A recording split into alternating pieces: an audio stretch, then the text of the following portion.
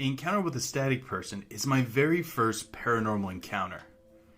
I was in first grade, I believe, and I had spent the morning working outside in the barn, handling the horses with my parents. About noon, we decided to come back in because we're all exhausted. And I was young enough, I still would sometimes take naps with my parents, so we went to their bedroom, and I just kind of laid down to sleep in between them, and they both fell asleep pretty quick, and I fell asleep shortly after. And a bit after that, I woke up, and I wasn't really sure why I woke up. But I sat up, and I looked at the foot of the bed, and rising up from the foot of the bed was just a human silhouette of a man composed entirely of static. So I just froze. And I was staring at it, and it just slowly rose up, almost like a two-dimensional figure, or a cutout of a person, that someone was hiding under the bed just feeding it up.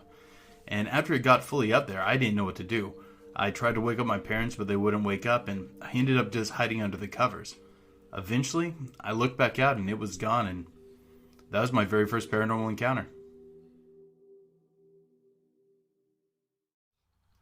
Now, Vic's story about encountering a static person is very similar to stories that people have reported when they see static people. Number one, they're just often there. Unlike stories involving ghosts or shadow people in which they're doing something or they think that they're being watched for a particular reason, static people are often just there in the background. Another peculiar thing, anybody who's ever watched the static on a TV because their parents didn't have cable can always remember that crinkling sound that comes with watching static on TV.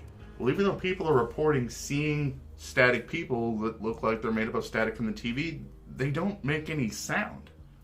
The strangest thing that I have found about static people, of all the stories I have ever found, people often associate them with static from the TV.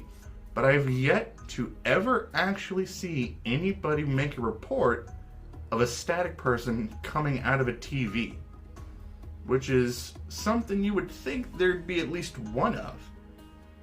When I approach looking at the paranormal, I always like to collect as many stories as I can, because when you collect as many stories as you can, you get a better representation of what the general story is and what the paranormal entity probably is.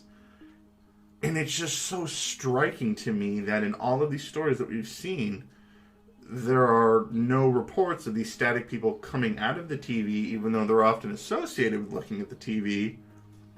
But even if there are some, there's so few of them. Yeah, it seems that there's very few encounters with static people, and it made the research somewhat difficult on this.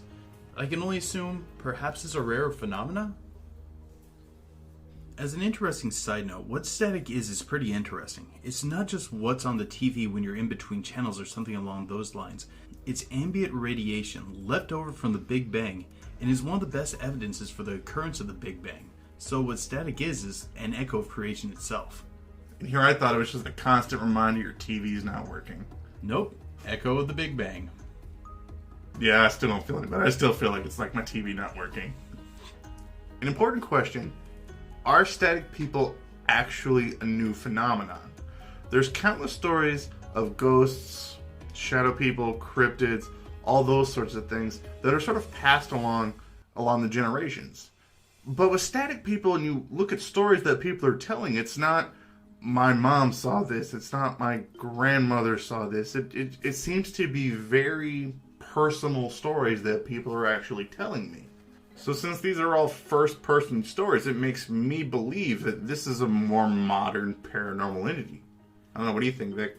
Well, one of the things I'd say is, if you think about it, we don't know how people would even describe it if they were from a time period that predates modern television, because they would have no point of reference on what static is, so I'm not sure what words they'd use. Although there haven't been any sightings of them coming out of TVs, if we go with there is a connection, there's something else that we can add on to that part. TVs, as I've mentioned in previous videos, are effectively black mirrors, and black mirrors are used for scrying and as portals, almost always to darker planes of existence or darker places of reference. And supposedly, things can come through these portals. If you want a historical point of reference, check out John Dee's Black Mirror. So Marcus, what are your thoughts on it? In conclusion, Everybody always describes them as TV static.